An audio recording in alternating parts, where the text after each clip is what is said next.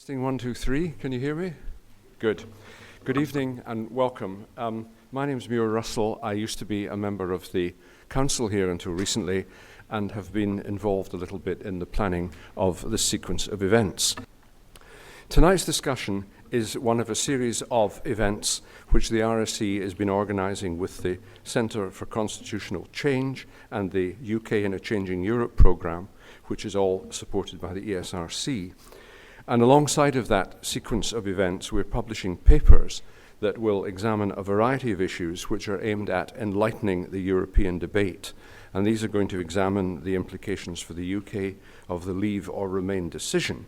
And the key issues will be fiscal matters and trade, which we had in the first of the events, freedom of movement and social Europe, and the environment.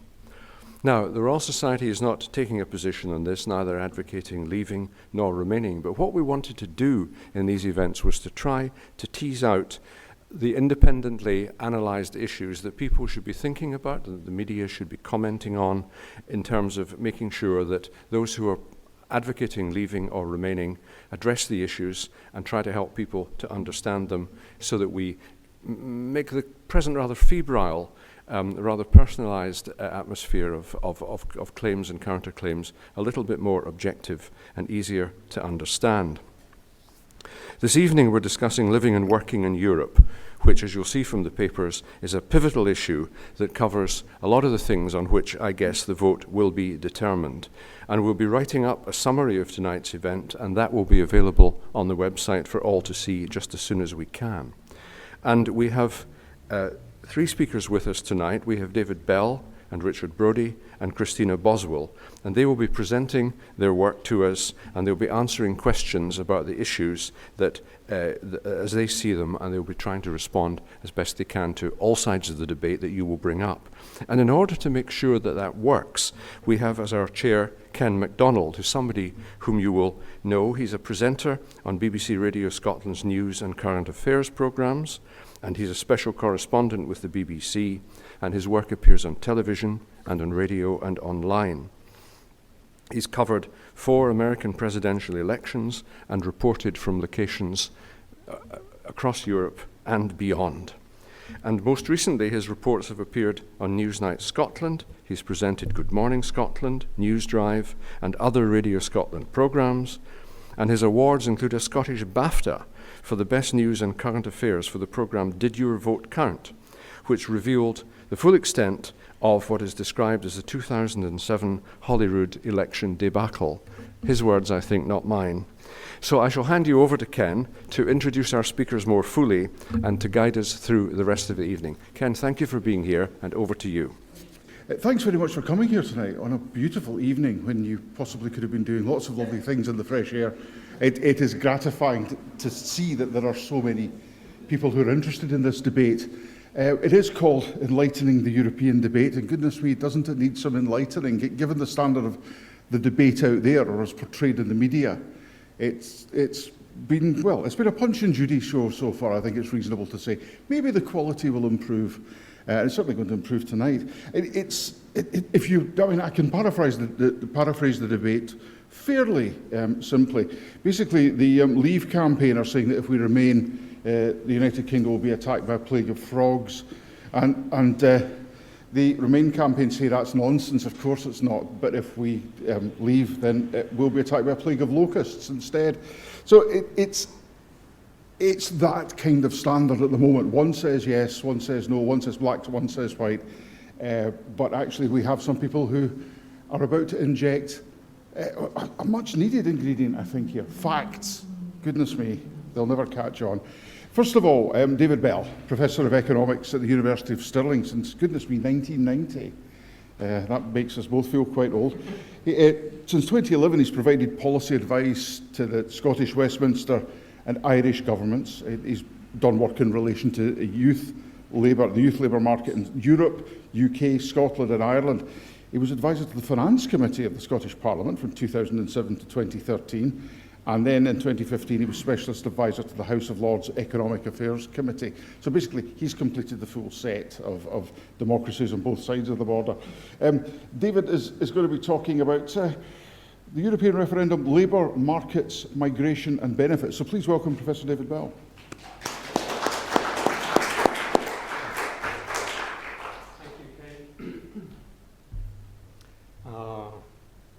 Thank you. Good evening. So this is work that I've done jointly with an old colleague of mine.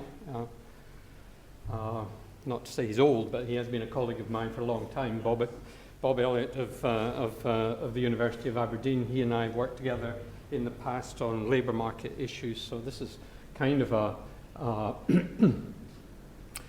good topic for us to be involved with. So let me just get straight into it.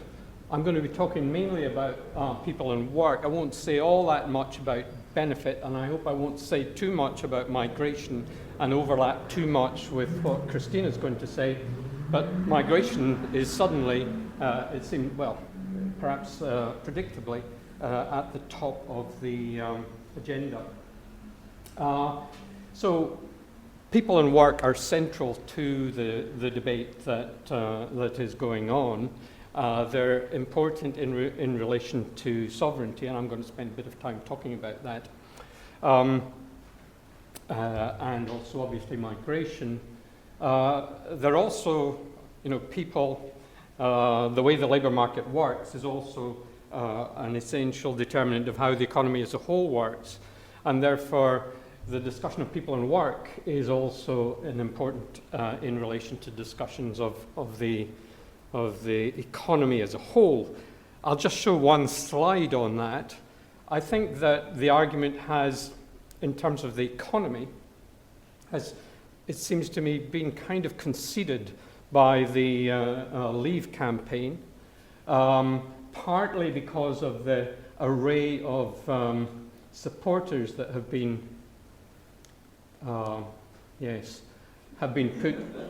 put up against one lot, the economists for Brexit, led by Patrick Minford, who I've known for a very long time. He's a very nice guy, but he stands on as part of quite a small community of people. Now, I think it would be fair to say that all that the economists have been looking at really is the short to medium term. Nobody can say how the economy is going to perform in the long run, and therefore predictions of exactly how much each household will be better off or worse off are really not of a great deal of value. However, at least in the short run, there are serious concerns. So the argument has moved on.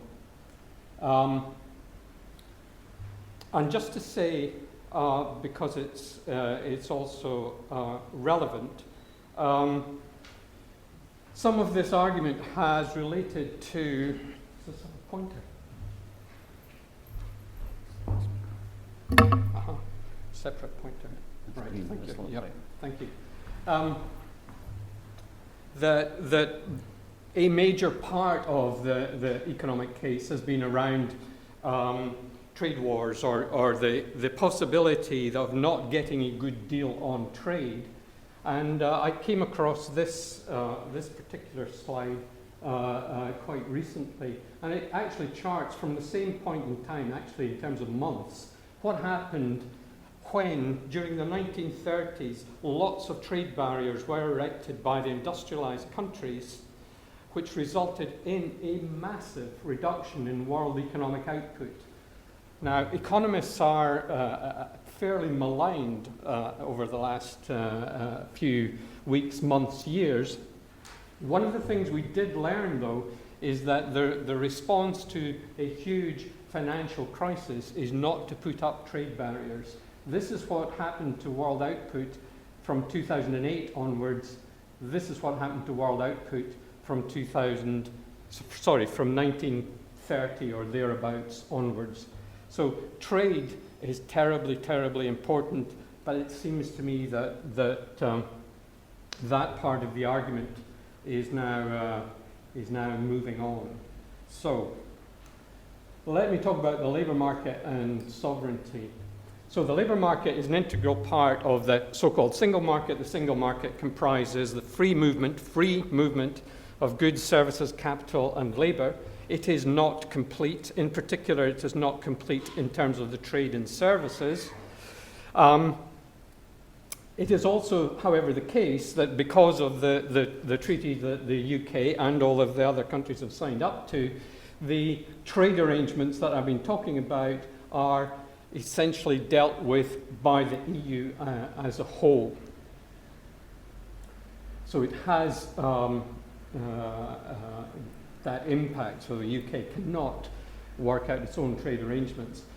However, the cost of participation in the so-called single market means a loss of sovereignty. If you are going to come to an agreement with another party, you make some trade-offs between what you gain from joining any arrangement and what you might lose, and you will lose some sovereignty. So, for example, the loss of sovereignty here we're talking about is over tariffs, product specification, capital controls. That's not really relevant for the labour market, but the right to treat citizens differently from nationals of other states is really relevant for the labour market. You cannot treat someone that comes to the UK from another country in a different way than you treat your own nationals.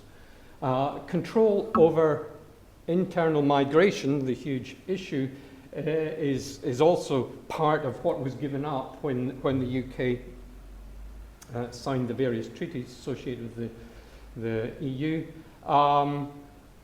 There's actually not complete freedom to migrate, but that's not an issue that I want to spend a lot of time. But for people who are economically active effectively, they have complete freedom to move across the EU. The benefits are of the single market, intensified competition, and all that results lower prices, specialisation, access for UK producers to a market with a population of. Bob Elliott changed that this morning. I think he'd forgotten that it was 500 million people in the European Union, put XX instead, unhindered by tariffs or other barriers to trade. So, the benefits of trade. Well, that last slide show you when you can't trade, the disbenefits can be very, very substantial. So, by signing up to the single market, economically active migrants cannot be denied rights available to economically active nationals. That applies throughout the European Economic Association, which is the EU, plus Iceland, plus Norway, plus Liechtenstein. Switzerland has negotiated its own deal around this freedom of movement issue. So, I'm going to talk about labour market regulation, and I'm also going to talk about labour market policy. Quite distinct things, but overlapping to some extent. So, labour market regulation really is a way of thinking about setting floors under wages and working conditions, so standards below which you don't want the different countries that make up the EU to fall. And that's to prevent a race to the bottom in labour market conditions. So that effectively is that those sentiments are embodied in the Charter of Fundamental Social Rights of Workers, which is part of the social chapter of the Treaty of Maastricht.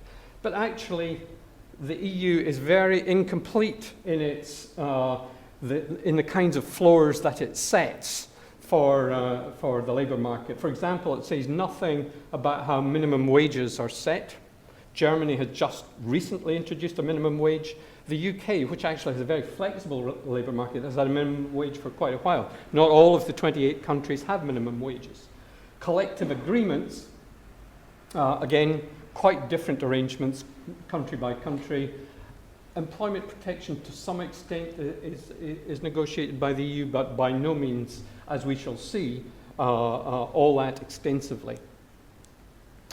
What the EU does regulate are things like working time, parental leave, workplace equality, employment contracts, and some other stuff. But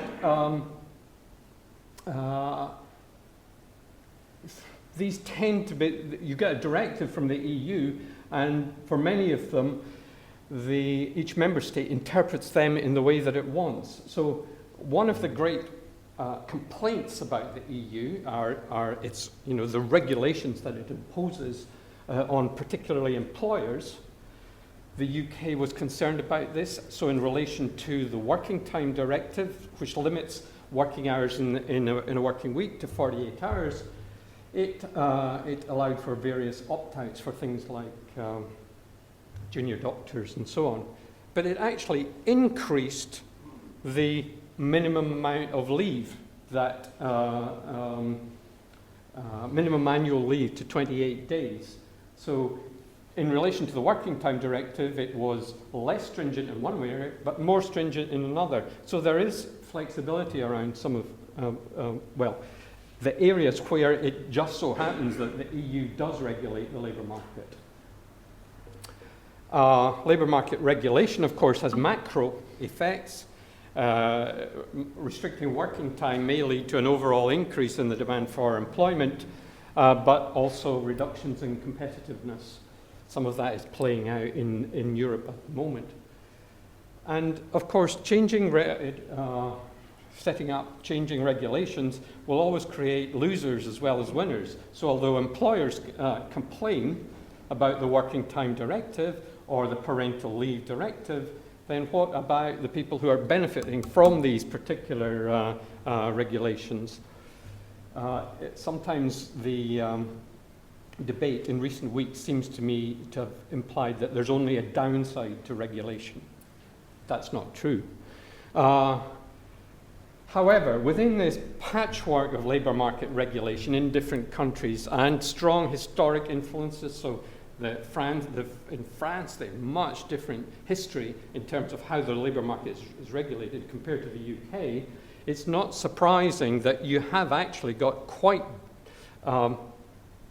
large differences in the competitiveness of different EU labour markets.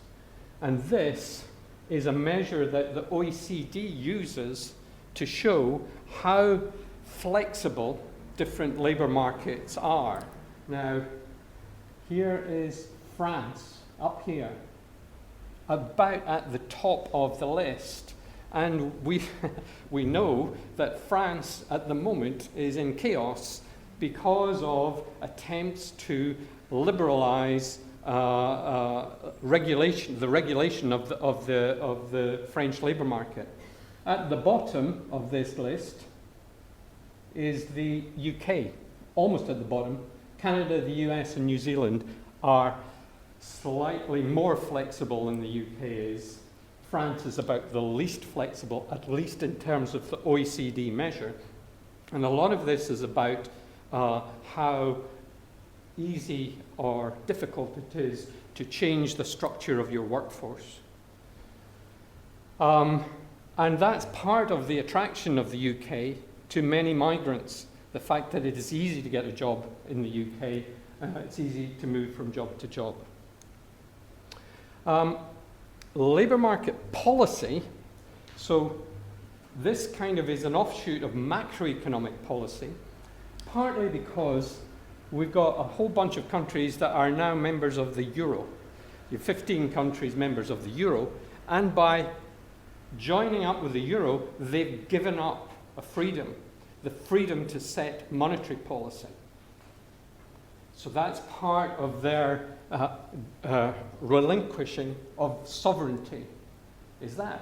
But they need to be able to adjust their economy if they're going to remain competitive. To be able to do that, they have to look at some other set of policy instruments.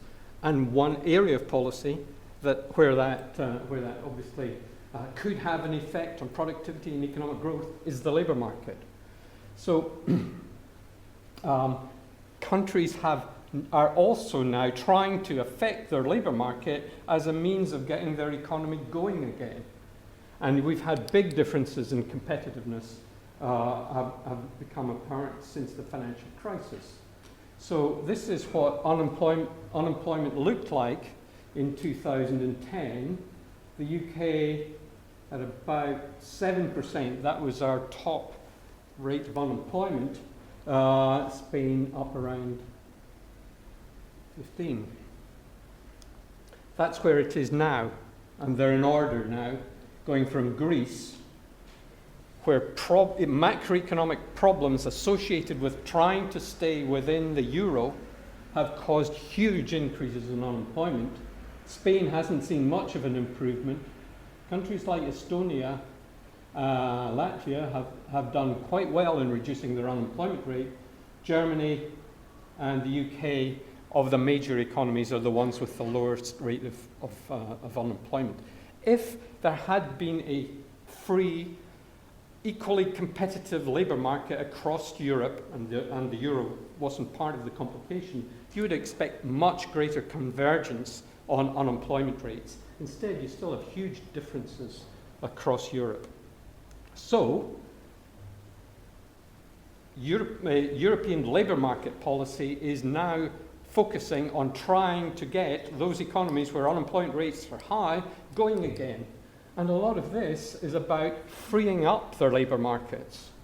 And this has been done by a strategy basically which emanates from Germany, which has annual reports on each country which says, well, this is how well they're doing in relation to various changes, including changes that, well, yes, we are still talking about equality and diversity and so on, but we are really interested in making sure that the labour markets are working in the different countries. And the different countries have to report on their progress towards the objective of enhancing their prospects for growth. The UK has got a report that's written on it, but it's not tied to the procedure that the different countries are. The rather peculiar part of this is that the general aim is to enhance the demand for labour, but the Germans insist that all of the countries are effectively following policies that balance the budget. So there's an austerity policy which may weaken labour demand, along with other policies which are seeking to enhance it. So this is, I guess what I'm trying to say is we've got a very confusing picture across the EU in terms of labour market policy and labour market regulation, but the UK is not doing too badly, as in the sense that it is a very attractive place for people to come and work, even within this overall diversity. I don't want to spend too much time on migration, but there are lots of issues that are being talked about in different terms at the moment. The key one, it seems to me, is pressure on public services.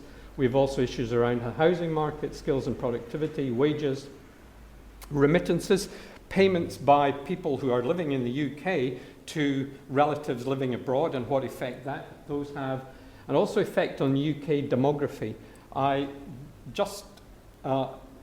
It's quite an important point, and I don't have a slide for it. About 2045, on current migration trends, the UK will become the largest country in Europe in population terms. Germany will have significantly lower population, France slightly lower population. It's partly due to birth rates, but also due to migration. Of course, this will have a big effect in terms of the ability of the different economies to care for an aging population. Issue for UK immigrants to UK, if these are mostly older people, access to health services and pensions, what happens after a Brexit is clearly of some importance, but also many of the issues that apply to immigrants also apply to those UK citizens who aren't working in the EU. I'm not going to spend so much time on that. There have been a lot of estimates of what are the net effects, net fiscal effects of migrants. What do I mean by that? Well, it's quite simple. Do they cost more in terms of the public services that they use relative to the taxes that they pay to the British economy? Most, though not all, of the analysis say it isn't all that there's not that much of a difference between what's paid in terms of taxes and what is cost in terms of public services. That's a kind of static way of thinking about it. It neglects the dynamic benefits of having migrants in your economy. The dynamic effects are things like connectedness to other parts of the world, which enhance your future economic growth prospects. There's a set of these estimates, and they're subject to some degree of uncertainty. But the most obvious thing to say is most migrants are relatively young. The kinds of public services that they will particularly use are education. They don't use the health service very much. Most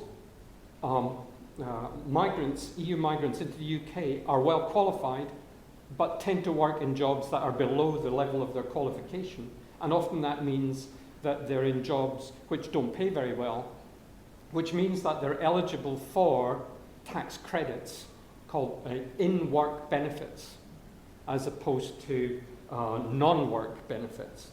And that, I think, we'll be touching on later on. That's one of the issues that quite a lot of EU migrants claim tax credits rather.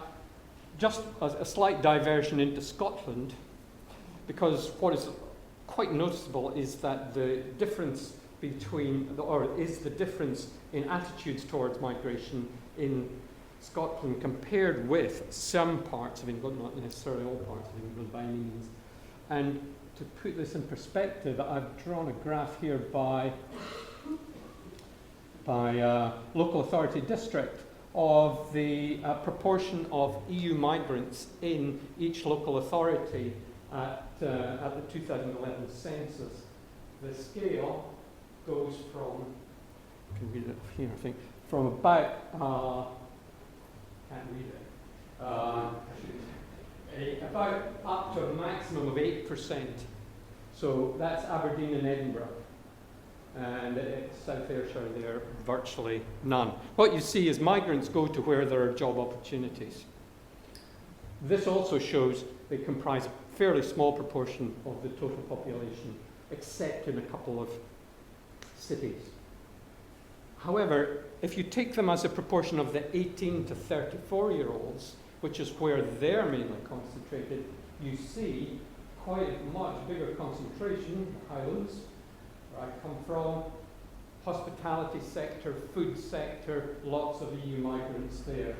So in terms of that section of the population, EU migrants are much greater share, have a much greater share. But overall, in Scotland, in the 2011 census, they only comprise 2.5% of the overall population, compared with 4.4% in England and Wales. So understandably, the pressure on public services is much greater in England and Wales than in Scotland.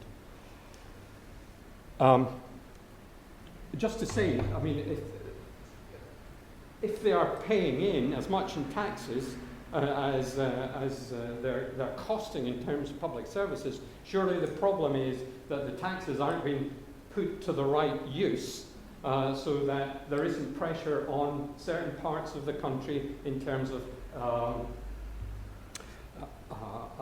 effectively rationing of education, rationing of other public services. So there's a big debate about what effect migrants have had on wages. There's a general acceptance that their effect on wages has been relatively small, and this is because actually if you split the country into parts and look at the parts where there's lots of migrants, actually wages haven't done much worse in those parts than they have in the rest of the country. So most of the big falls in wages after 2008 are really down to the financial crisis rather than to immigration. The effects on workforce composition I've already alluded to. In general, migrants are better qualified than those natives. Only 15% of EU immigrants left school at 16, compared with 44% of the UK born. So, conclusion. EU labour market regulation is not comprehensive. Regulation will always create winners and losers, so it isn't the case, as is sometimes being implied, that all regulation is a bad thing. The regulation hasn't prevented the UK from having one of the most flexible labour markets in the world. And we see that from the OECD measure. The EU labour market policy is a bit mixed up because it's now less focused on protecting workers' rights, more on growing the UK economy. The EU clearly has put much less pressure on public services in Scotland than in England and Wales. If migrants' taxes exceed their public services costs, then bottlenecks in provision are avoidable. It's just a question of directing resources to the right area. And much of the evidence suggests that, well, positive effects of migration on the UK outweigh the negatives, though, that's a reasonable subject for discussion. That's all I want to say. Thank you very much.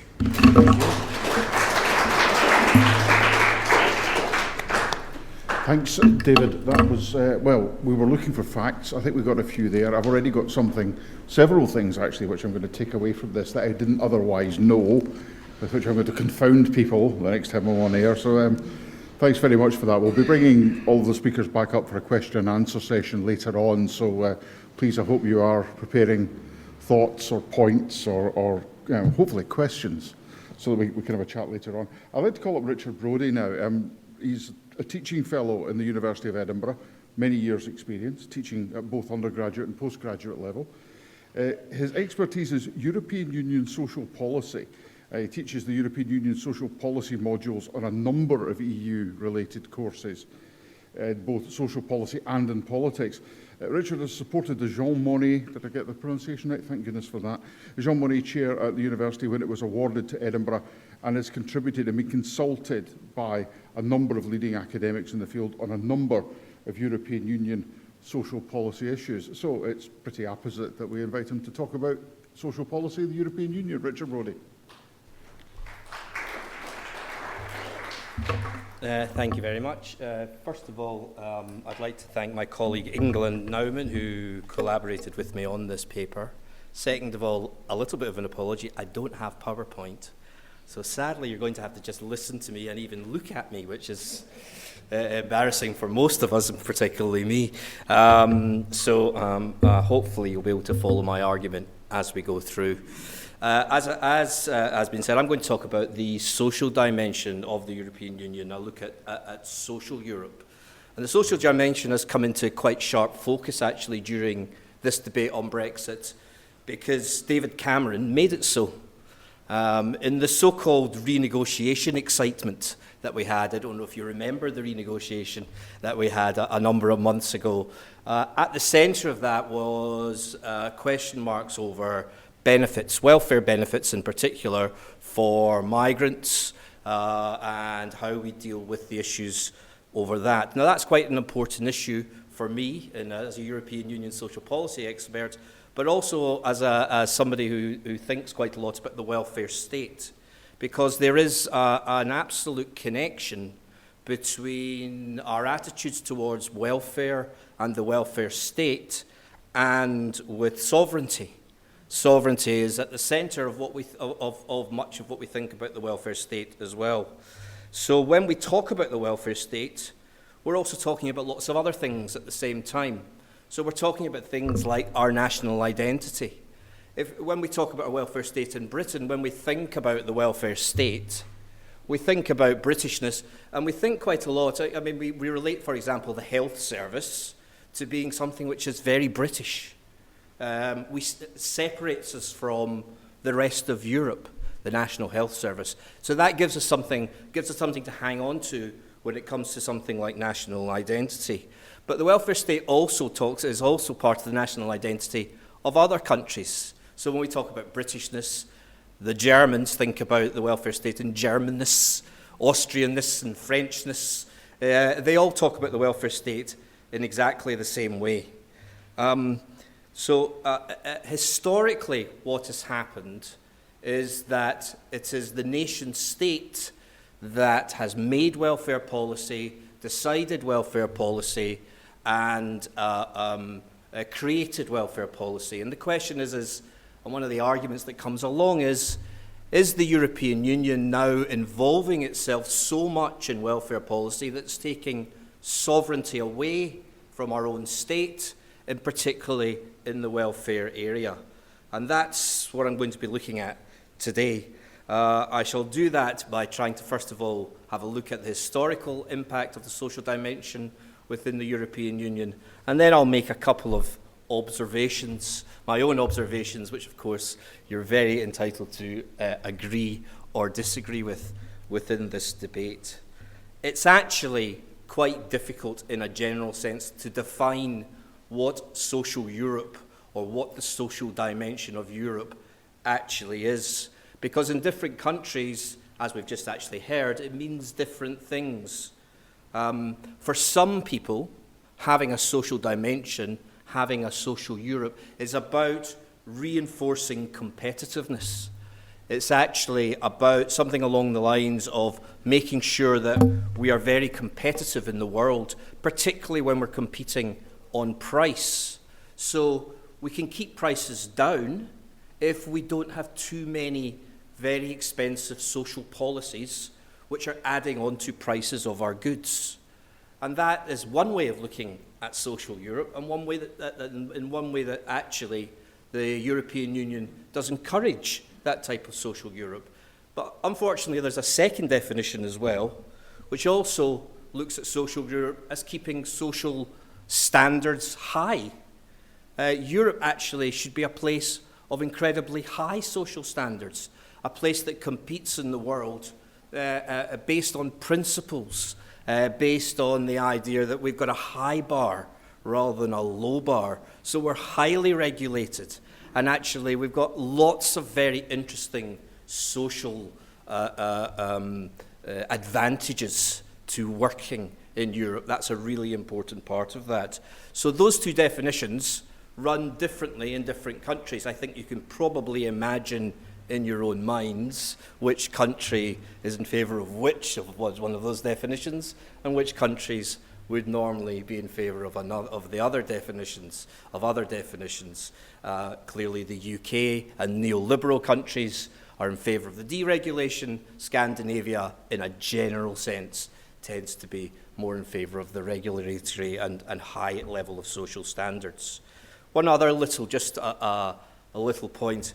I thought it was rather ironic that David Cameron made welfare policy and the fact that migrants come over many, many countries to come here for our benefits very interesting. Because actually, if you compare our benefit system and our welfare system with many other countries in Europe, we don't do very well in terms of league tables. We certainly don't spend as much in lots of different ways. More certainly, in lots of ways, we certainly don't have as high benefits as many other countries across Europe.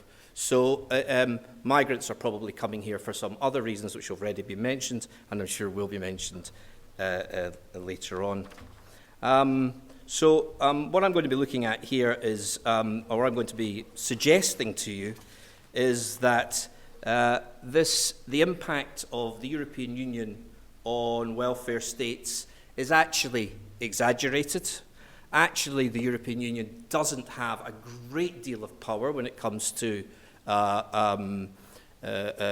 changing the way that we use our welfare state. And in some ways, actually, the discussion which I'm going to end on is getting a little bit dangerous. And I'll touch on that towards the end and clarify what I mean by that. Just first and foremost, the relationship then between social policy and the European Union goes back a long way, actually goes back to the original Treaty of Rome. We know that the European Union, in a general sense, is seen as being an economic union. It's about economics mainly. So where does social policy fit in? Well, actually, in the Treaty of Rome, there was a clause or an article in the Treaty of Rome which did talk about equal pay for equal work. Think about that, 1957, in the Treaty of Rome, equal pay for equal work, that men and women should be treated equally within the workplace. Beyond that, beyond the Treaty of Rome, all the way through the 60s and 70s and up to today, social policy has tended to be what we would call the handmaiden to economic policy. So there's been usually a connection between social policy and work. Most social policy is work-related. And the way that that's developed over the years is in a number of different ways. First and foremost, there's been what we would call a constitutionalization, apologise for that, of social policy. That's through things like the European Court of Justice rulings. So a big example would be the equalisation of the pension age that happened with the European Court of Justice. Now that in itself is an economic decision, but it's also an incredibly important social policy decision about when one might receive one's pension. So the influence of the Court of Justice over the years in terms of the expansion of social policy in the European Union has been important. The highlight or the peak of the introduction of social policy in the European Union was the inclusion of the Charter of Fundamental Rights into the Treaty of Lisbon. And if you would like to spend a few minutes one of these days on your computer having a read of the Charter of Fundamental Rights, you will see that it is full of things about employment, non-discrimination, dignity at work, various other rights that we in the main take for granted, but are now part of the way that the European Union and its member states should do business. So all countries should be signed up to this charter, and it's part of the character of the way countries should behave in terms of being members of the European Union. Beyond that, there's been lots of other expansions of non-discrimination definitions, starting with equality, but then moving into race and sexuality and beliefs and religion and various other things that underpin these types of rights. Other expansions that we've seen are things like equal treatment. There needs to be equal treatment. What else have we got? Worker consultation, health and safety at work, these types of things. So you can see that there's been a big expansion, but again, note, there is mainly a connection with work. And the reason why I talk about the notion of work is because underpinning much of what's been done in social policy is support for the freedom of movement of people, in inverted commas, but technically workers. The idea of the freedom of movement is so that workers can move from one country to another, and with that, what do you do if you are going to move with your pension? What happens if you fall ill when you move from one country to another? What happens if you get pregnant? These are things that need to be decided upon to allow people to move freely across the borders, to be able to move freely across to any member state that they wish to go to.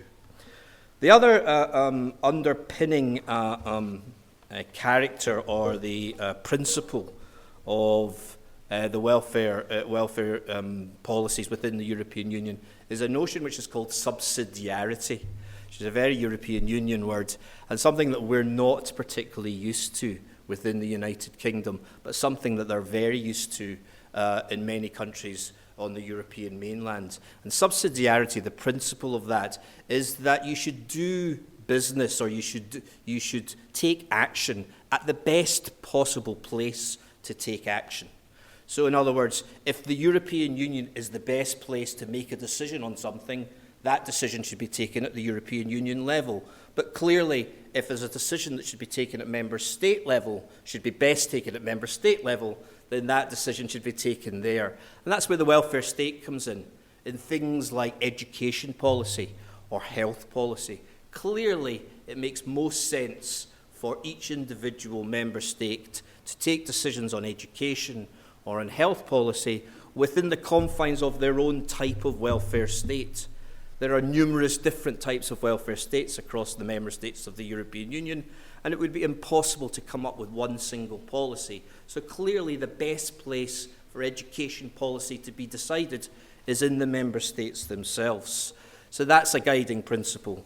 So what we have in a general sense then across the European Union is a welfare or a social policy, a social dimension, which we call semi-sovereign.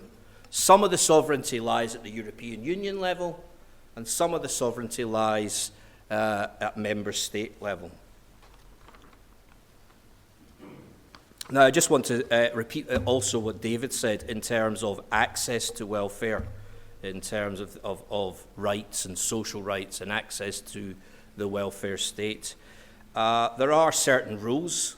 The fundamental rule, as already has been said, is that citizens of Europe should be treated equally regardless of which member state you're in.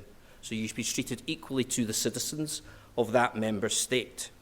Now that in itself seems reasonable, but then you can start to think about it in more detail.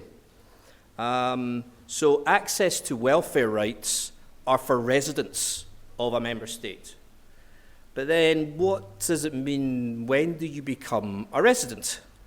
If you just move to a member state, are you a resident? Do you immediately become a resident just by staying somewhere for a certain amount of time? So there are rules in terms of the way that residency is defined. The problem is that each member state can define residency in the way that they want to. They can define it in all sorts of different ways. Actually, there are lots of countries that define that you can't be resident until you've been there for at least 3 months. Other countries define it in all sorts of different ways. One of the other things that's quite interesting is that the European Union talks a lot about economically active people moving around, not economically inactive. Actually, if you are economically inactive and you go to another member state, technically you are not entitled to benefits. That most people don't realize, but that is absolutely true. You are not entitled to benefits if you're economically inactive. You are supposed to be economically active. David was also talking about interesting resources for public services, and that is an issue. Large levels of migration is an issue for our public services. We hear about this. But most people don't actually realize that there are funds available which the European Union actually provide as part of social funding, which you can apply for and use to help integrate people within certain areas within your country. I can tell you that Germany, if I could find it, trying to just have a quick look and see how much Germany got from this fund in 2014, but of course I can't find it. I can't find it at the moment. Multi-millions of euro.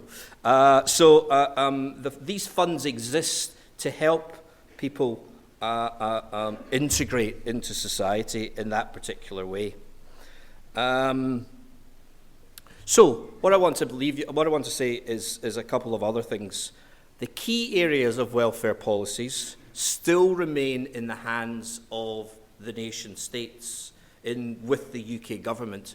UK government sets tax credits, sets what we mean by part-time hours, sets the time that is set before you become a resident, sets tax thresholds. This is the area where the UK government sets these types of policies.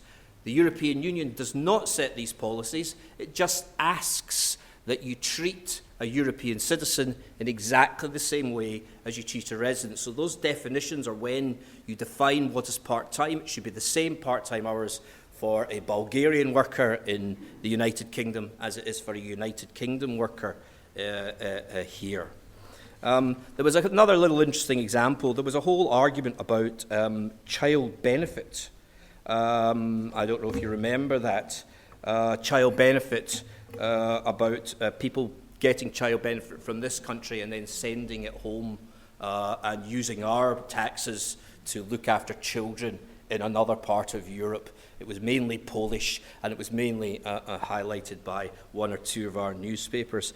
I thought that was also quite interesting, because actually our child benefit here is not very generous comparative to some countries, the child benefit. Child benefits in the UK are about £82.80 per month. I can tell you that again in Germany. They have got child benefits of €558 per month. That's a family with 3 children. It's about 2 or 3 times more than we get here. So child benefit is something where small amounts of money or small areas of welfare policy being decided here, making a huge effort in terms of the European Union and what one should do in terms of sending that money home. The same thing with in-work benefits. In-work benefits, again, I found it very interesting in terms of language, and I think David was bringing this up as well. We used to call in-work benefits tax credits, but when we talk about migrants coming from the European Union, Bulgarian migrants, and Romanian migrants in particular, but migrants from the poorer countries, they become in-work benefits. And I think this change of language is actually quite important when it comes to the discussion of social welfare, when we compare how we treat EU citizens with UK citizens. So there's been a strong focus in the UK welfare state in the past years about making work pay. But in this particular case, what we propose to do now is to make work pay to a certain extent for British citizens, but make work pay differently for other citizens of the European Union. So in other words, a Bulgarian person coming here to work would not get as much money in terms of a tax credit than a British system under the proposals that have been put forward with the renegotiation that was decided a number of months ago. So, what are we getting to? Where are we getting to in terms of my thought here? So, rights to benefits, treating citizens in exactly the same way across all European countries is a founding principle of the European Union. The Brexit debate has raised some very interesting issues regarding the welfare state and the way we look at welfare as an institution, but also the fact that the way that we look at the modern welfare state in terms of rights. What we seem to be setting up here is 2 different sets of rights. A set of rights for an indigenous British worker and a set of rights for a non-British worker, even if they are still members of the European Union. That, for me, poses a practical problem for the welfare state in terms of how you organise that, but also, for me, poses a problem in terms of some of the founding principles in the Charter of Fundamental Rights. Poses a problem for me in terms of dignity and integration and inclusion. To me, what we're doing with these proposals is singling out different groups who don't belong, and we're classifying them as an other, as others. And to me, this is where I come to the bit where I think it could be dangerous. For those of you who have read quite a bit of Hannah Arendt and the origins of totalitarianism, I don't want to sound like I'm getting into the whole Third World War thing, but I'm not going to do that. But if those of you who have read Hannah Arendt and the origins of totalitarianism, the right to have rights is an incredibly important part of what we do within the European Union. The right to have rights, but also the right to be treated equally and the same across the whole of the European Union is incredibly important. And that is where the welfare state comes in. The welfare state is very good. It's a very good institution in treating people equally, in having the same rules for all. And one of the issues that we're being seen with some of the proposals to the changes of the welfare state, which have been motivated by this debate about whether we should be in or out of the European Union, is that we may have two tiers of rights, a set of rights for one group and a different set of rights for another group. But for me, all I can say is that freedom from poverty should be reserved not just for the fortunate. The core principles and social dimensions of the European Union are important, but what important for a European public space, one where we can actually get a shared identity, regardless of boundary, nation, or nationality. What I'm seeing with this debate is that Europe might become a colder, more heartless and bureaucratic entity rather than a space of peace, solidarity, and social security. And on that very emotional note, thank you very much.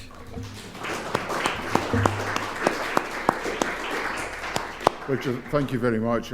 Once again, loads of facts to jot down, and that's why my paper's covered in hieroglyphics now. But it was comforting to hear some subsidiarity mentioned, I think for the first time since John Major left Number 10, and it's a fascinating concept. And the other thing was that Richard just came that close to doing a Boris and mentioning the war, but but like Basil Fawlty, he mentioned it once, and he thinks he's got away with it. But that's up to you later on, because you'll be asking questions, I'm sure. I'd like to, it may be an indication that the economic arguments, the kind of Aunt Sally Punch and Judy thing that's been going on in the mainstream media so far in this campaign has actually fought all the economic arguments to a standstill. And partly that's the fault of people like me, because we go on the one hand, on the other hand, as we must. That may be why immigration has become such a hot topic, and David's already touched on that. I'd like to introduce Professor Christina Boswell now, who's going to talk about the EU and immigration. She's Director of Research at the School of Social and Political Science at Edinburgh University. Would it be fair to describe you as a political sociologist? Oh, that's not. Thank goodness for that. Isn't the internet wonderful? You're interested in immigration policies and also knowledge and policy, which leads us into areas like, this is almost a heretical notion that perhaps government policies at whatever level should be based on evidence, and that sort of thing, which is not necessarily right. And also, something that I stumble across quite often is the gap between public knowledge and public policy, or public knowledge and reality sometimes. I don't know if this is particularly apparent, I think, at the moment in this debate outside of this room, which is, I don't know if you've seen that wonderful sketch by Mitchell and Webb on the BBC when they're being breakfast television newsreaders, and they're saying, please email or send us if you have any thoughts about this, and even if you don't know anything about it at all, I'm sure you reckon something. So why not send us your reckons? I'm sure we are now not going to have any reckons. We're actually going to have knowledge imparted to us by Professor Christina Boswell. Christina.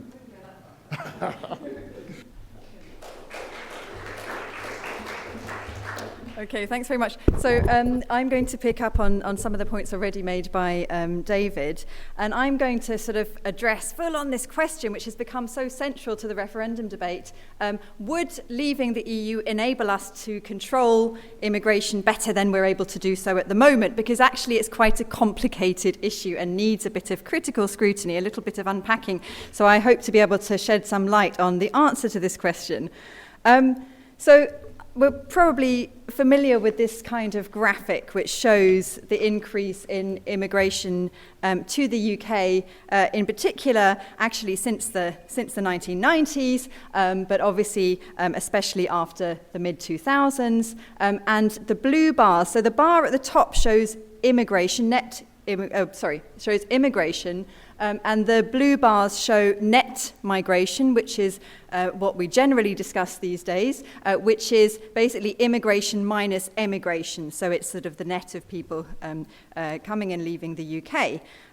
So we're all familiar with this graphic showing a rise in net migration and obviously a rise in immigration. Now, I'm actually quite skeptical about focusing too much on this kind of graphic, so these kind of data, because behind these aggregate figures, we have, first of all, many different categories of migrants and refugees who come here for different reasons, who have very different impacts on our society and our economy, who work in very different sectors, who are located in very different parts of the UK. So, this is an aggregate figure, and obviously some areas of the UK would welcome more immigration, others feel that they're full and are more sceptical.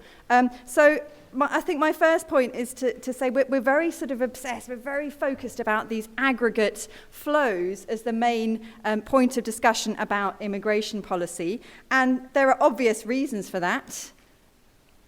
The net migration target. So this was a target set by David Cameron in 2010, rather hastily, one might argue, and perhaps without the best evidence base, talking of evidence-based policy or not. But he set a target to reduce net migration from the from the hundreds of thousands to the tens of thousands. At the moment, latest figures out just 2-3 days ago from the Office of National Statistics suggests that we're more than 3 times the level of that target. So net migration to the UK is estimated at standing currently at 333,000 rather than 100,000 or below. But I think this target very much explains this almost obsession with flows, net migration, aggregate flows, and so on, rather than unpacking those figures. And that's why I appreciated David's contribution, because he did unpack, disaggregate some of those figures in terms of the differential impacts of immigration on the UK. So that's just a bit of my bugbear. So I'll get that out of the way and say I don't think it's all about the numbers. But if we did think it was all about the numbers, what effect would Brexit have? So I'm going to ask 3 questions. Number 1, would Brexit allow the UK to restrict EU immigration? So this is obviously one of the main premises of the Leave camp. And moreover, public opinion, according to polls, seem to believe that leaving the EU would indeed allow Britain to reduce immigration from the EU. So the green line at the top shows those polls who think that it would enable us to reduce immigration from the EU. So obviously the background here, and I won't go into it too much, but obviously EU nationals have the right to seek a job and to work in any other European Union country. Although they can't relocate to take advantages of benefits, they have to be actively seeking work or employed. So obviously this means that the EU, the UK at the moment is unable to restrict immigration from the EU. But what would happen if we left the EU? And again, this has been touched on. I don't have to dwell on this too much because I think now, I mean, the opinion is fairly consolidated around the belief that it's not possible to opt out of free movement of persons provisions while remaining part of the single market. Okay, so we can't have our cake and eat it. We can't opt out of that freedom and have the others or be part of free movement of the other capital, goods and services. And obviously there are examples of countries in the EEA, so Norway and Iceland, as we've seen, they do accept free movement, okay? So they're part of the single market, they're not part of the EU, but they have been obliged to accept free movement. Switzerland is a very interesting case because they had a referendum in 2014 in which a decision was made in that referendum to limit so-called mass migration to Switzerland, and that included the promise of limiting immigration from EU countries. And we can see, we haven't stooped quite this low in our debate yet. I mean, there's still a couple of weeks to go, but you can see that sort of how polemical and highly charged some of the campaigning was in that referendum. But actually, this prompted pretty much a diplomatic crisis between the EU and Switzerland, which is still unresolved. So the Swiss have tried to go that route. They've tried to opt out of free movement of labour provisions, but but it doesn't seem to be working with the EU, and there have been a number of retaliatory measures, for example, withdrawing EU research funding from Switzerland and so on. So that's not a viable model. There is no viable model of a country that's been able to stay in the single market while withdrawing from provisions on free movement. And I think it's pretty clear that even the Leave side has accepted that, because just I think 2 weeks ago there was an acknowledgement that the aim post-Brexit wasn't actually to stay in the single market, but it was to renegotiate all of the various trade and so on agreements. Okay, so next question. Let's assume that either we had Brexit and we had been able to negotiate this wonderful deal whereby we were in the single market but weren't committed to free movement of labour provisions, or alternatively that we had opted out of the single market and had withdrawn from free movement provisions and we're negotiating separate trade deals and so on. So we're not subject to free movement of workers' provisions. Now, the first point I want to make here is, okay, the UK has been trying since 2010, arguably since 2008 under Brown, to limit immigration from non-EU countries, and it has spectacularly failed. And I think this is very relevant to the current debate, because this is a point which is made very strongly in the literature on immigration, and I've been trying to argue this for years. Liberal democracies have very limited capacity to reduce immigration, and that's for a number of reasons. Obviously business reasons, where certain sectors or businesses face acute labour shortages. No government wants to cut off a source of much needed labour supply for those sectors. The higher education sector in the UK is very important, so the government has been heavily lobbied and also very much doesn't want to reduce the or kind of have an effect on a very flourishing and successful higher education sector, which attracts many foreign students, and that's incredibly beneficial. So I think it's revealing to look at the government's very checkered success in reducing non-EU immigration, even under this intensive political pressure of having committed itself to a net migration target and being constantly lambasted by sections of the media, UKIP, and even parts of the Conservative Party about failing to meet this. So under that intensive political pressure, and Theresa May rolling out a panoply of measures to try to restrict various categories of immigration to the UK, they have not managed. They have not managed to reduce non-EU immigration. In fact, if we look, this is immigration. If we looked at net migration, already just non-EU net migration is well above 100,000. Okay, so even if we had zero EU immigration, they still would not be reaching that net migration target. Now, let's have just a quick look at the types of visas that are being given to non-EU or non-EEA, as it's here, nationals. So I think this is quite revealing. This isn't exactly the same as immigration statistics, but the visas given, for example, in the previous year, mainly study and work, very important.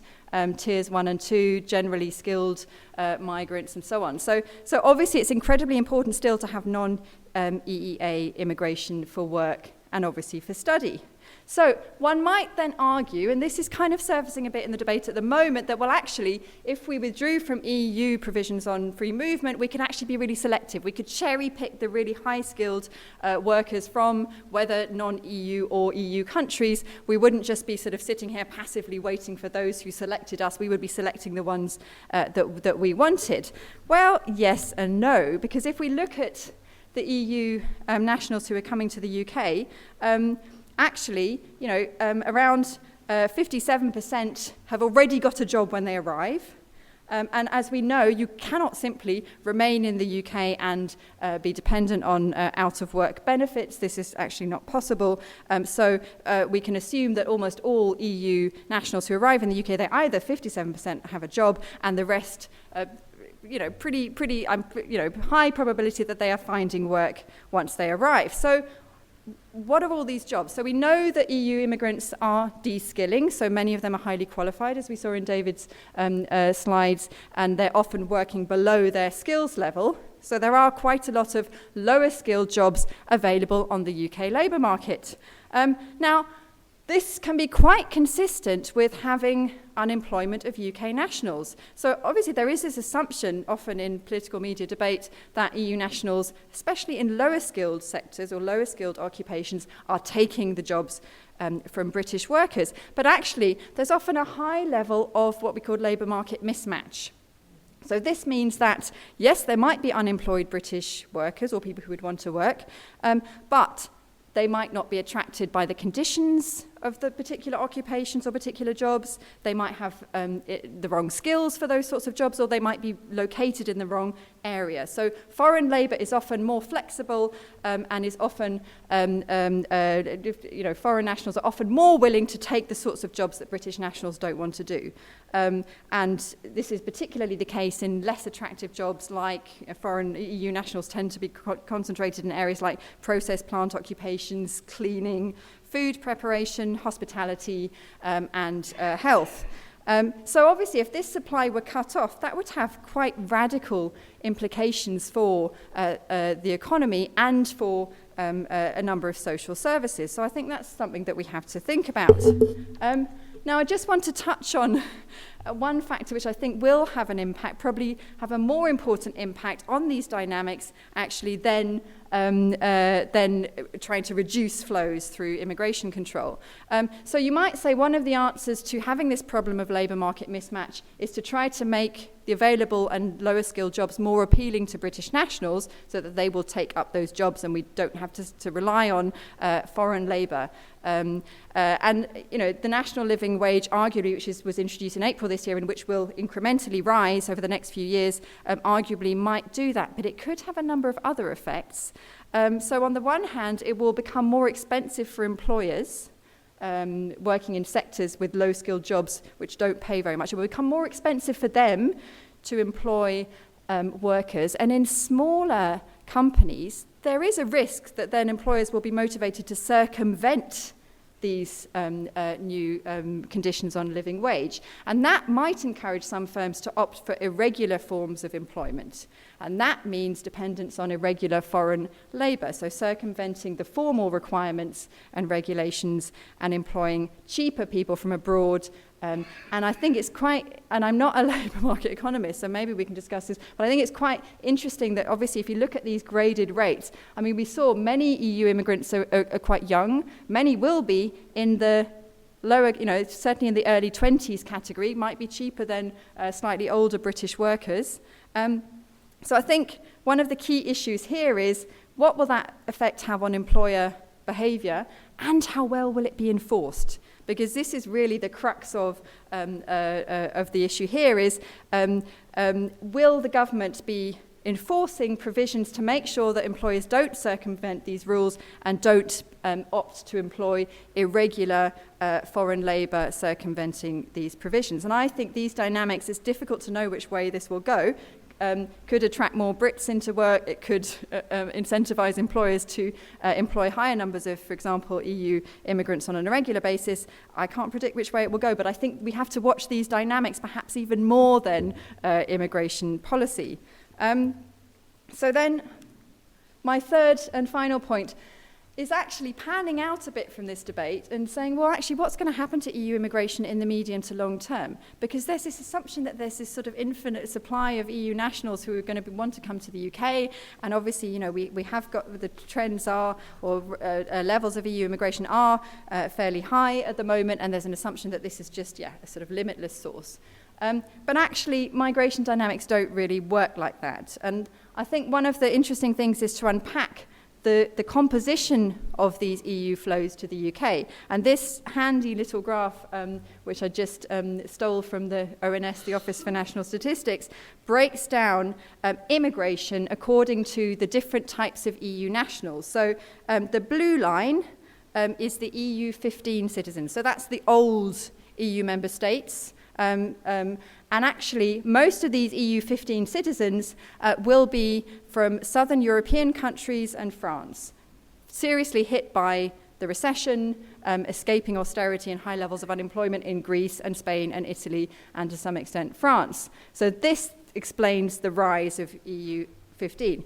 By contrast, the A8 or the EU8, so those were the ones that were always depicted as the big problem, the Poles, the Central Europeans who joined in 2004, they're actually, well, it's kind of a bumpy trend, but you can see that the peak, we're over the peak of EU8 immigration, and I think we're kind of seeing a gradual decline in immigration.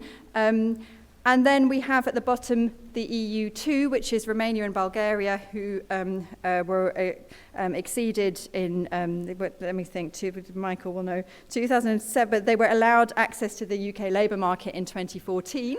So there we do see some, actually we see a increase before that, but we are seeing a rise there, but still it's relatively modest numbers because the population of those two countries is not that massive in any case. Now, what's going to happen in the next few years with these three categories? Well, for a start, I think we can rule out Turkey joining for a long, long time. Germany is absolutely terrified of the idea that there would be free movement between Turkey and Germany and has been opposing Turkish accession for that precise reason for many years. So I think this idea that we'll have this sudden, fresh wave, I think we're going to be limited to these three groups for the foreseeable future. What will happen to these three groups? And I think I'll just show you a little graph. I mean, just to give you an idea of how migration theorists think about cycles of migratory flows. So the theory goes, I won't go into it, and obviously this is very kind of impressionistic. We can see it doesn't kind of work in this smooth way. But basically, migration scholars say, well, first of all, you get pioneer migrants because the costs of migration are actually very high. So pioneer migrants tend to be better skilled, have good resources and good networks, migrate to a new destination, and then gradually, as more and more start migrating to that place through so-called herd effects, it's a rather offensive term, but the idea is, well, that person's done that and it's it proved successful, let's try it out. And then you get network effects, and that means that when a sufficient number of people from your community or your family or your friendship circle or whatever, your village, have migrated to a certain place, it becomes much less costly to migrate yourself because you get better knowledge, you get information flows, you might be hooked up with a job, you might have somewhere to stay. Basically, these networks will help you to settle in and hook up with the relevant services or employment and so on in the country of destination. So that's why quite often we get this big kind of increase in migration flows, but then over time, it's an inverted U curve, beloved of economists. Over time, that tends to reduce, firstly because there isn't a finite number of people who want to migrate. It's still costly. It's a big decision to migrate. Not everybody, it's usually a small proportion of people in any given place who would want to migrate, would want to take that risky decision. But over time, so that supply of people who'd want to migrate becomes exhausted, diminishes, and also there's a kind of satiation effect in the place of destination in the sense that there are only certain number of jobs or kind of scope for absorbing immigrants from that place, so then the costs again become high. So the basic insight is migration flows from particular destinations don't last forever, they tend to dwindle. So I think that's what we're seeing already with EU8 migrants. I think with EU2 migrants, the numbers are never going to be that high anyway. EU15 is more interesting. I mean, I think it depends on how long we think austerity is going to last. I think we've seen anecdotally, a number of high-skilled pioneer migrants coming from those countries, and now we're seeing more lower-skilled migrants coming as well as the costs become lower to relocate. That might take quite a few years to exhaust itself. Maybe another. Don't put this in writing, but perhaps it will take 5 to 10 years for that flow to start ebbing. But it will ebb, and then as economies in the south of Europe pick up and so on, I think EU immigration is not going to be a major issue anymore. So just my conclusions. First of all, there's no precedent of being part of the single market and being exempt from provisions on free movement. So I think that can be fairly much ruled out. And as I said, I think the Leave camp have acknowledged that. Can we restrict labour migration even if we have withdrawn from EU provisions on free movement? Not very much is my insight. So for a number of reasons, it's very difficult to restrict immigration, and if we do, it can be profoundly damaging for our economy. People are coming into jobs that are available and that need people, they're vacancies. So we need also low-skilled immigration. Thirdly, I think that the labour market dynamics, including, for example, the introduction of the national living wage and its enforcement or not, would have a more profound impact on these dynamics of how attractive immigration is for EU nationals than would a kind of introducing rules on this. And the fourth point is, well, it's going to go away anyway. I think EU immigration is going to decline over the next 5 to 10 years. And I think, I mean, look, in the context of the migrant crisis, I'm not saying that the problem, the issue of immigration is going to go away. It might well become more intense. But I don't think the main headache is going to be immigration from the EU. I think this is a distraction. I think the main issue is going to be immigration from non-EU countries. Okay, thanks.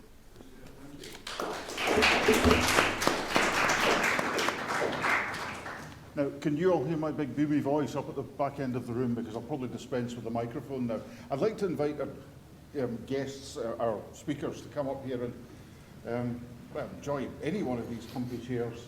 Christina, Richard, if you want to come up as well. We're keen to throw this open to the floor now to hear questions. I'm sure many intelligent questions have been sparked by these things. You may want to tease out a few of the details, examine some of the analysis. Points are welcome as well, brief points. Speeches we're not so keen on, because frankly, unless you're trying to filibuster this debate, well, it wouldn't be much point, because it's still got another 3 weeks to go, but we have only until 8 o'clock. Also, I don't want to put any pressure on you, but this is the second audience that Christina has addressed today on this subject. The first audience was incredibly engaged and asked all sorts of wonderful questions. But were they primary two? Primary two. Primary two pupils. Yeah. And they voted 25 for stay and 3 for leave. I'm sure your presentation was completely unbiased. I also wanted to do one thing. I'm not going to ask people here to tell me whether they're going to leave or stay. I want to, though, ask you, it's a secret ballot, so that's why I'm not going to ask you about your voting intention. But can you put your hand up, please, if you haven't decided yet? Fascinating. That's interesting. You're the people that everybody cares about. Everybody else is in the bag. Everybody else is for either side. They are now desperately chasing after your vote. Really? Oh, I haven't received my ballot paper yet. I'm a bit worried. Goodness me. Vote early, vote often, as they say in Ireland. So, first of all, who would like to ask the first question? No, somebody over there as well. No, you're okay. Yes. But it's a sweet, that's what happens in any political campaign. People reach decisions the closer polling day gets, and it leaves that agonisingly small proportion of people who are swing voters. That's what you are. So who would like to ask the first question? Yes. It's addressed to our last speaker. You referred to the economies of Southern Europe picking up. Sorry. You refer to the economies of Southern Europe picking up. What do you think will ensure they pick up, and on what timescale? Because you're rather more of an optimist than I am. I think when I said picking up, I speculated roughly maybe the next 5 to 10 years, but I'm not an economist, so I wasn't trying to predict that. I was thinking more about, let's say, the sort of cycles of migratory dynamics. So obviously, this is very much dependent on the impact of austerity policies and levels of unemployment and so on. I don't know whether David might have a view on that, because I would kind of pass this question on. I think the answer to that is tied up with the fortunes of the euro, because I think the countries of Southern Europe are in an incredibly difficult position. It seems to me that effectively the euro locks them into a kind of fixed exchange rate with Germany, and unless there is massive change in all kinds of dimensions, including the labour market, they're not going to be competitive. They have large debts. And there is an unwillingness in Northern Europe to forgive these debts. And I suspect, even though I think the IMF is coming around to the idea that some of their debts need to be forgiven, that will not That will not happen anytime soon, maybe 5 to 10 years. And that's the only thing that's going to get them out of austerity, because unless their economies are competitive with Northern Europe, they won't generate the tax revenues to repay the debt interest even. And then they're in this cycle of austerity that Christina mentioned, because they have to keep cutting back on public services to service debts. I'm kind of in your camp, I think. I'm not that hopeful that anytime soon these countries are going to recover and recover strongly. And indeed, another thing to overlay this, so they've got a short and medium term problem. Another thing which I alluded to is the issue of the demographic structure, which is a more long-term issue.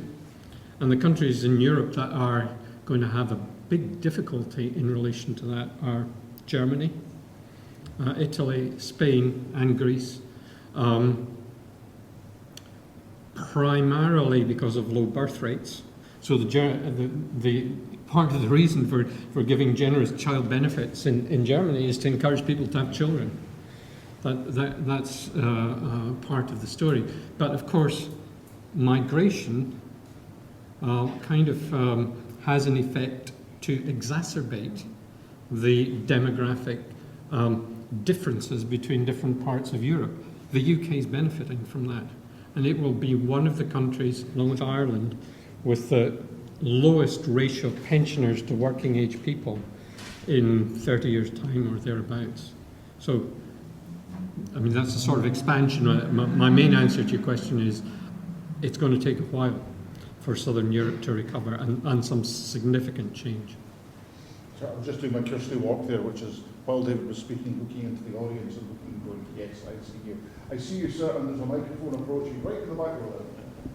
Hi there, Jim Gallagher. This is too a question about migration, and it comes, God help us, in 3 bits. And I suspect that David has actually answered the 3rd bit, which is, do you accept that it's an argument for net migration into the UK that it's advantageous in demographic structure terms, and therefore advantageous in tax and spending terms as well, because young folks pay taxes and old folks consume public services. So that's my first question. My second is, however, about migration, and that is, we've talked about immigration, but we haven't talked about emigration. The UK number of immigrants appears to be quite flat, according to the numbers that Christina showed us. But of course, what would the effect of Brexit be on our capacity to send our pensioners to Spain to soak up the sunshine and avoid the arthritis? And what would the effect be, do you suppose, on those UK citizens who are currently resident in EU countries if Brexit were to come along? And now the serious question about migration: what on earth are we going to do about the 1 million or so folk in the Middle East that want to get to Europe? Shall we divide? Well, we have divided the talk already. David, I think point 3 was point 3, which came first, has been dealt with. The second point about, well, this idea that it might be, well, immigration is an issue that we haven't looked at. That's true. The issue of immigration is important. It's quite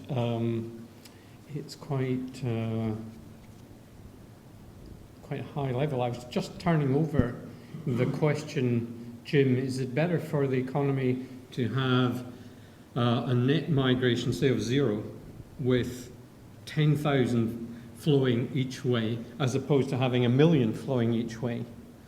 And probably the economist would say it's better to have 1 million flowing each way, because it helps synchronize the people with the job opportunities that are available. But emigration from the UK has been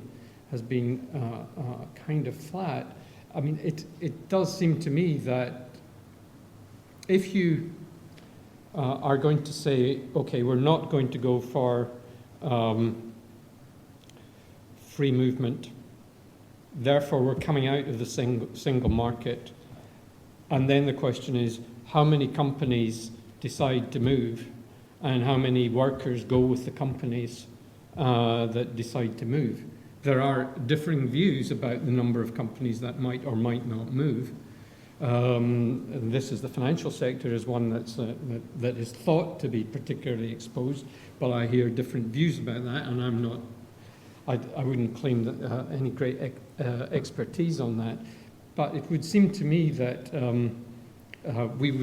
people would have a pretty stark choice between now two quite different entities, and you might see an increase in overall emigration.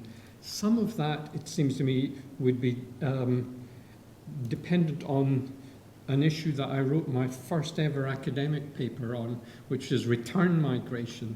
So lots of people, 4.4% of the population of England and Wales are actually EU citizens. Many of them are already moving back. I mean, there's constant churn, but I suspect that drift, partly due to the uncertainty associated with where is the UK going over the next few years, might swell. Christina, the point 3, which was the third point. Yeah.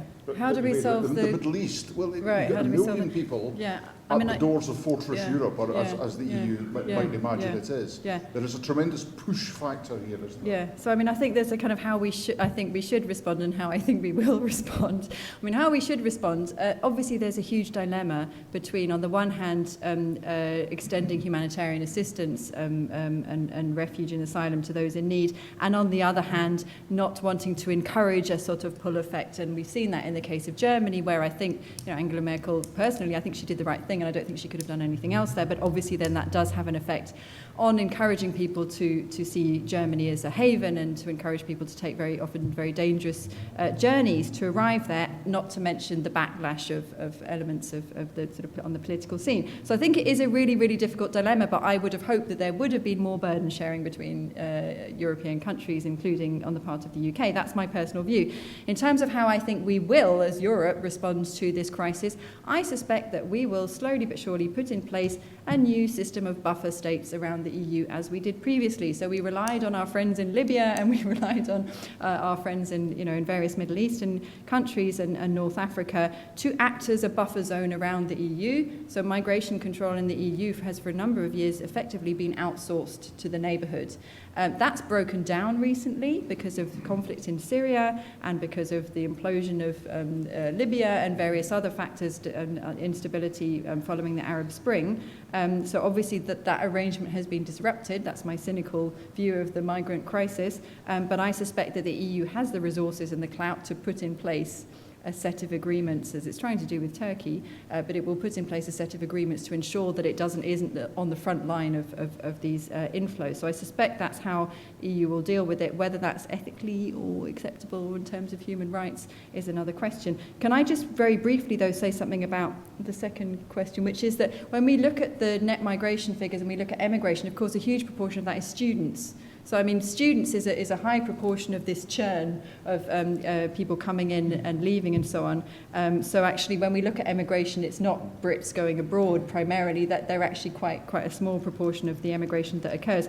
And I suspect that in the event of Brexit, that there would have to be some agreement on those already residents, so long-term residents. There would have to be some sort of amnesty or some sort of arrangement whereby on both sides, those who... Beg your pardon. On both sides, those who are already resident would have some kind of amnesty. What happens with future flows, I think, will be the real headache.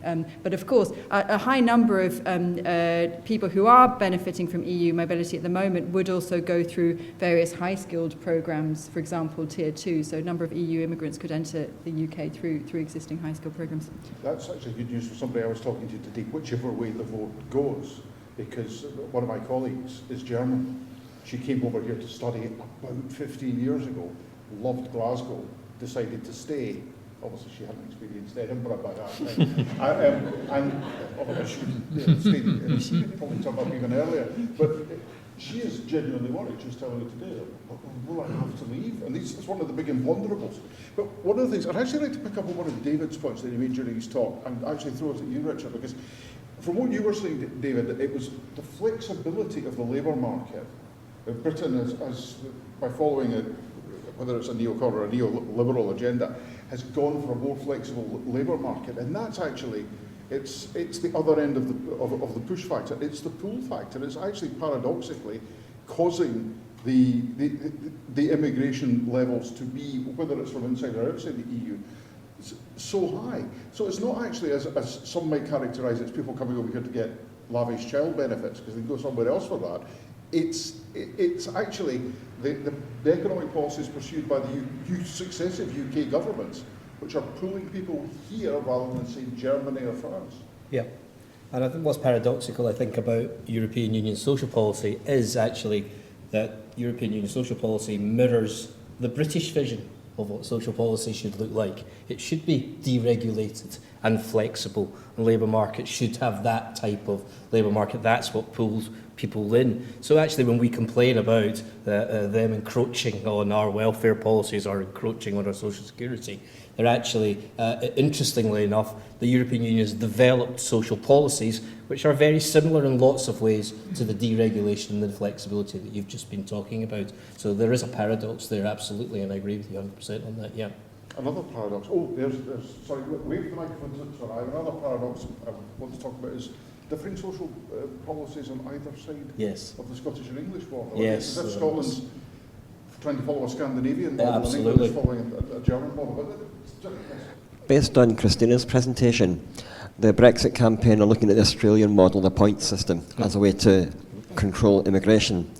Do any of you have any influence or any evidence on that model working or otherwise? Well, I think the Australian points-based system accounts for just a small proportion of immigration to Australia, so that's the first thing to note. Points-based systems tend to be human capital-based systems, so basically they're selecting migrants based on their human capital, their various assets, and in the UK we do have a provision for that within the Tier 1 of our migration policy, but it's actually pretty much reduced to how much you earn or how much capital, financial capital you have. So if you're really rich, you know, there are ways of coming to the UK, but other point systems could include things like what skills you have and do they correspond to required skills in the country of destination, whether you language ability, age perhaps, or family status. So there are various kind of characteristics which could earn you points on these sorts of systems. So basically it's another way, it's a vehicle for having a selective migration policy, but that's contrasted to types of schemes, well, there are three types of schemes. Okay, one is human capital based, and that would be like a point system. A second one is based on employers. So if employers say, I have a vacancy that I can't fill, and then, you know, I should have a relaxed procedure for being able to recruit a foreign national, so I should be exempt from normal restrictions on being able to recruit foreign nationals. Or you can have a kind of quota system or a system based on different sectors which you define to be facing acute shortages, and the UK has that. So it has a mixture of different things. It has acute shortages. It has a list of acute shortages. It's got occupations facing acute shortages, and it's more easy for employers to recruit if they're recruiting somebody for those occupations. So there are different ways of doing it. I think, in a sense, the choice between those different models is actually neither here nor there in this current debate. I think the basic point, I think, is going back to this, you know, how selective should we and can we be in terms of recruiting the immigrants that we need? So whether it's a points-based system or acute shortages or an employer-driven one, I think is neither here nor there. But I think the main point is Australia has that system and it still recruits a large number of lower-skilled immigrants as well, and I think we would have to too. Even if we had this kind of selective cherry-picking point system, that would still leave us with acute shortages across a number of sectors and occupations and skills levels that we would have to fill. Gentlemen, I don't want to put any pressure on this side of the house, but we've got one question from this half. Lots from over here. Gentlemen, there's a second down on your left-hand side. There it is. Just to comment on something that Richard mentioned about the idea of treating other people as others. And I sit in the room, my accent might reveal I am an immigrant. Terrible of me. And I find the idea of that happening even though it might not affect me in the same ways it may affect some of my friends, I find that I think for me, at least one of the main motivations for my decision to vote Remain. But in terms of the additions that other people have made, I mean, some of the facts and figures, you say, which are completely devoid of many of the debates that I'm hearing going on about this. So the number of EU immigrants who have education, 16% compared to 44% in the UK, the fact that they're less likely to claim benefits, etc., etc. These are compelling. Christine then mentioned how, as near as makes no difference, immigration to the UK doesn't benefit or act as a disadvantage to most people in most cases. So why do the panel think that these facts and figures that are fairly obvious if someone wants to look for them are being ignored? Why is this idea that immigration is a problem still so large and so pernicious across this whole debate? That's a good question. I did a documentary year before last in the run-up to the Scottish independence referendum, and about the difference between, well, facts and opinions, and also the difference between what we think we arrive at intellectually and the kind of gut feelings that we have that are pre-programmed into us. Fascinating stuff. And I suspect, Ken, that that's captured in the language that Christine was using when she talked about recruiting the immigrants that we need, which is not language that you see on the headlines of the Daily Mail. Absolutely, and also it's interesting, isn't it? We have got the issue at the moment of the Australian family who are over here with the young boy. They actually came on what was called the Fresh Talent Initiative, which was an initiative of the previous Liberal Democrat administration of Holyrood in an attempt to retain talented people in a way that the UK immigration system didn't really want them to. So that's interesting. It's one of the things where we don't have subsidiarity as immigration policy. But what do you think about the points the gentleman made there?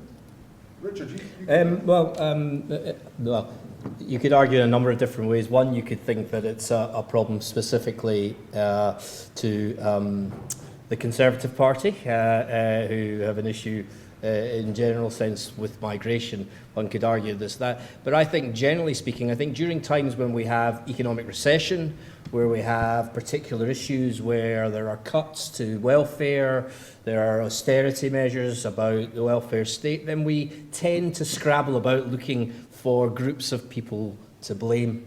And in this particular case, the easiest people to blame are EU migrants, because that's absolutely right. We cannot technically control the amount of migrants who come here. The thing that controls the numbers of migrants that come here is availability of work or the economics of a particular country or whatever it is. So in terms of that, it's then easy to blame something that we technically can't control, even though, as we saw from Christina, there is elements of control, etc., involved in that. So I think it goes back to my original point about the other. It goes back to my original point about identity, those types of things.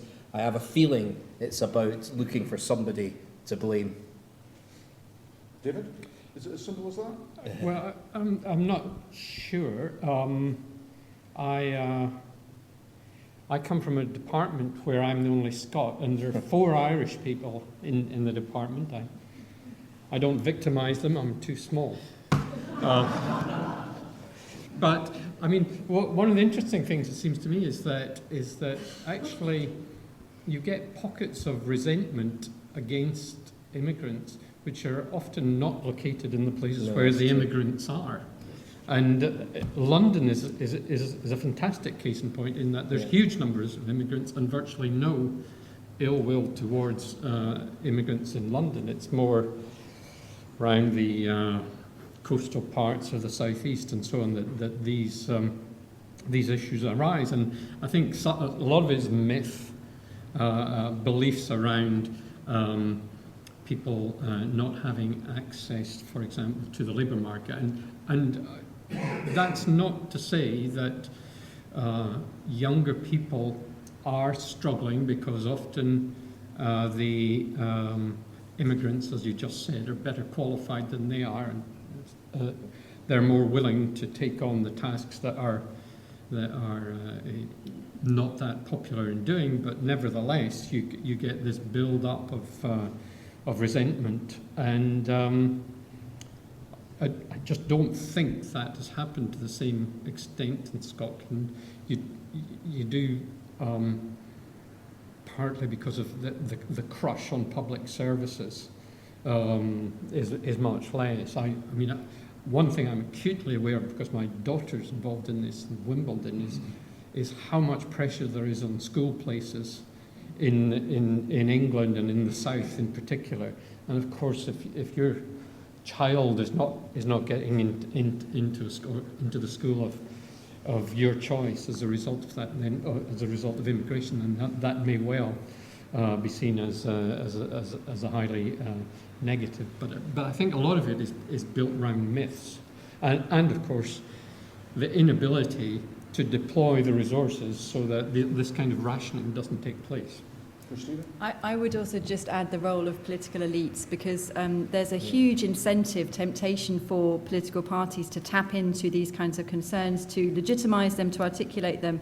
That doesn't always happen. I mean, if we think back to the early 2000s when Labour, if anybody remembers this, it's amazing to think. In the early 2000s, Labour under Tony Blair was very busy liberalising labour migration policy and saying this is great for the economy, bring it on, enlargement in 2004. I know it's difficult to believe that was the case, but that was the debate, and the Tories were largely acquiescent. So what changed? Obviously recession, and obviously these sorts of anxieties and concerns, and there obviously was an increase in immigration, and that did affect communities and so on. But the huge difference, I think, is the incentive structure of different political parties, the rise of UKIP, the Tories' bid to outflank UKIP on immigration by setting this net migration target, which basically completely bought into this narrative around immigration is a burden, it has to be reduced, this has to be the raison d'etre of immigration policy, which hadn't been the case previously, but then became the case. And then it's very difficult for Labour to resist that argument because it does tap into these concerns about immigration.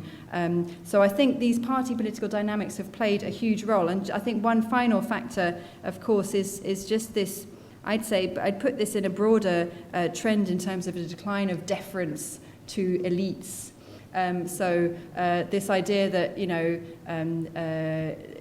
the kind of don't play the race card kind of elite consensus in the UK, which appears to have been spectacularly broken in recent, for example, London mayoral election and so on. And a lot of that rhetoric seems to be about let's not try to quash these debates, let people have their say, people have very real concerns, and there is a strong moral argument for allowing that in a healthy democracy. We need to hear everybody's points of views, we need to hear about their anxieties, but I think hand in hand with that goes this kind of rejection of this deference to elite, scientific, expert opinion on these things, and just as legitimate are people's real concerns and quite strongly held beliefs, which might not correspond to expert opinion, but I think there is a sense that they have to be heard as well, and I think that's a difficult question. At what point, when it is not backed up by fact, by information, do these beliefs actually just degenerate into being, as I was saying earlier on, reckons? People just have this gut feeling. But you say gut feeling, but if you've had conversations with people who are profoundly anxious about immigration, it doesn't seem like it's a very, very strong belief. Very, very strong commitment. And I don't think we can just argue these things away with our statistics and our studies about, the impact of immigration on welfare and so on. I think if we do, we're in a kind of bit of a self-referential bubble.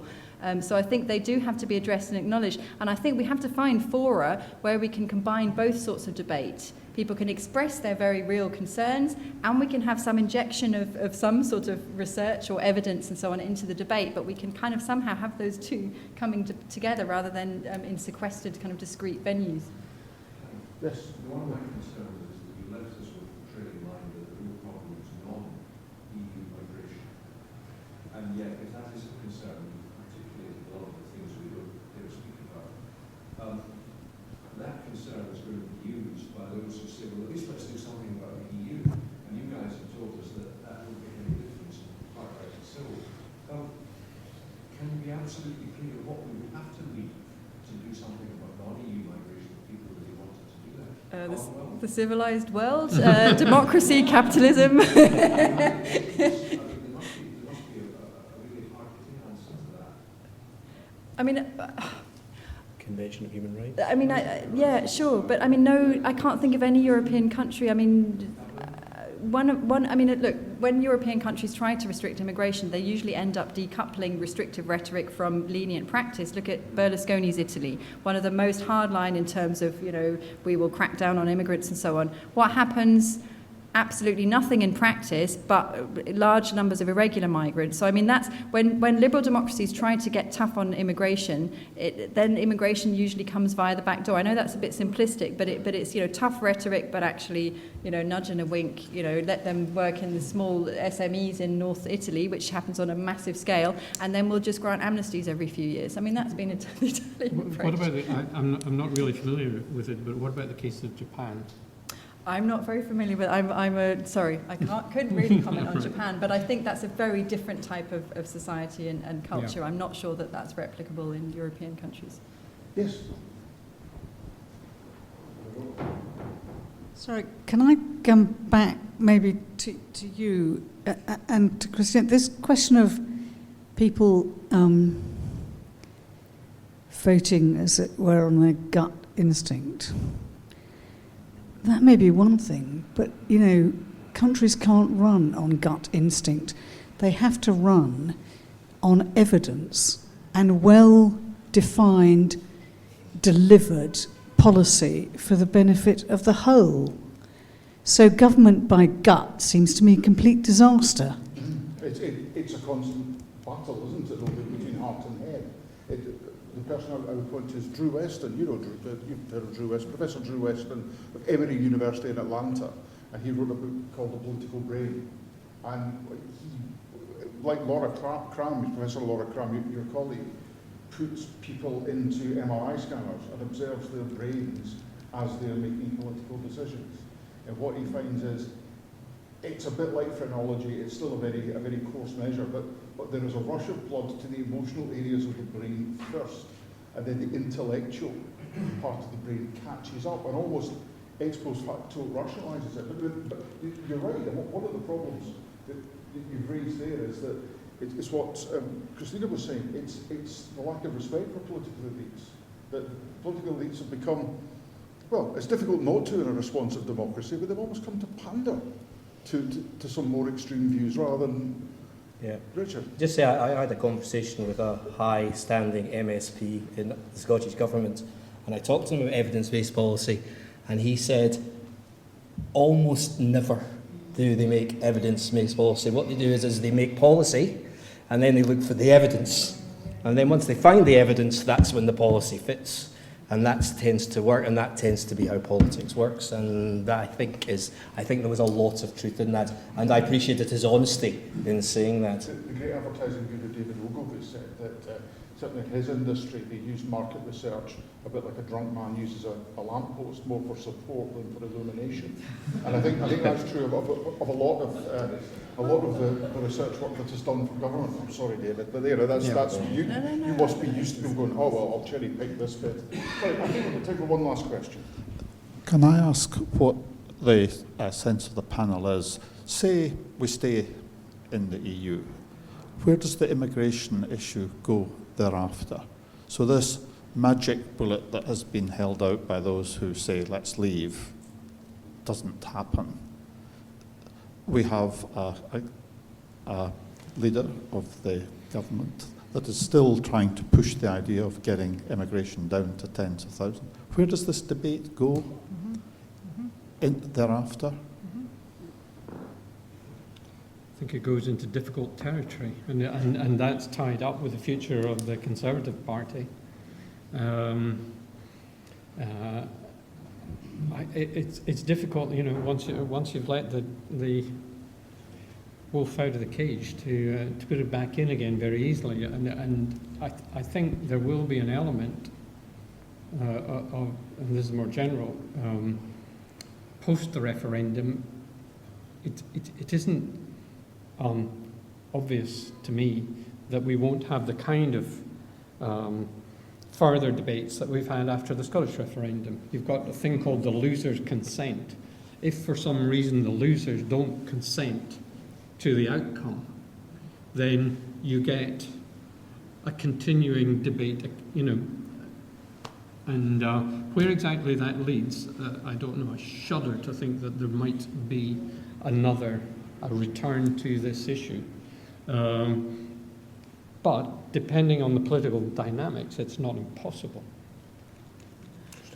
Okay, I think an optimistic picture would be we could get a Sadiq Khan moment, okay? So it does happen in British politics that there is a general acknowledgement that things have gone too far, usually after the heat of the campaign, but sometimes during a campaign. Do you remember that David Howard, Michael Howard moment where there was a question time session and somebody decided that it was quite racist what the Tories were suggesting. So it could be that after we'll have a bit of soul searching after the campaign, and there will be an acknowledgement that some of the Brexit arguments went too far. I hope that is the case, as it was obviously with the mayoral election recently. But I expect we will have more of the same. I mean, I think it's interesting that in recent days we've actually seen Cameron et al. Almost acknowledging this idea that actually EU immigration might be beneficial, because I think they have to now. They have to start reluctantly making a bit of an economic case. And what I'd really like to see is the government acknowledging the constraints on its attempt to achieve the net migration target and saying, well, we can't, and maybe we don't want to. Maybe there are business interests. Maybe there are, economic and demographic reasons why, etc., or mainly economic reasons why we wouldn't want to. Let's abandon that.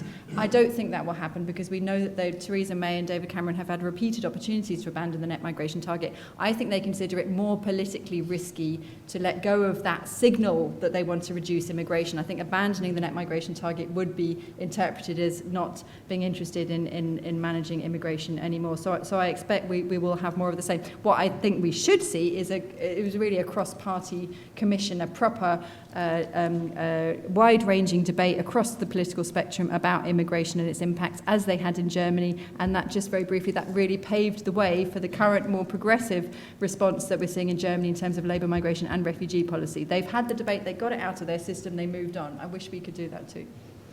Thanks to all three of you, because I'm afraid that has to be the last answer. But I hope you're now filled with facts, and perhaps our swing voters may be leaning one way or the other. But I think one of the things that's underlined in any area of policy that we've discussed tonight, that we can remain in the EU, we can leave the EU, but we can't leave Europe, because we are in Europe, we are all Europeans. And that could be one of the most interesting aspects of this whole thing. Those of you who haven't voted already, best of luck. Vote wisely, vote according to your head rather than your heart, I hope. Could you please thank your guests, and Sir Mayor will come back up to the lectern.